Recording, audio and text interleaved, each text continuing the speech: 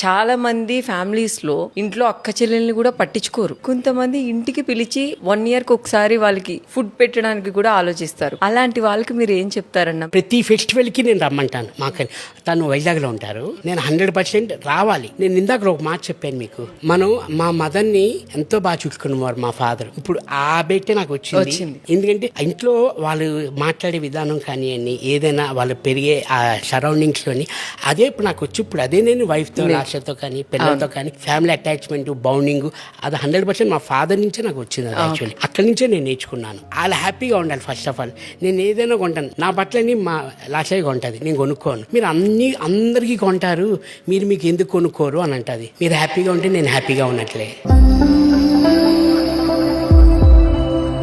ఇది పాత pant actually ఇస్త్రీ చేసుకుని వాళ్ళు వేసుకున్నాను, ఇంటర్వ్యూ ఉందని అది చెప్తున్నా. మామూలుగా నేను ఏమి కొనుక్కోను, తనే కొన్నది. ఇవన్నీ అన్ని వాచ్ కానీ షూ కానీ అన్ని తనే కొంటది.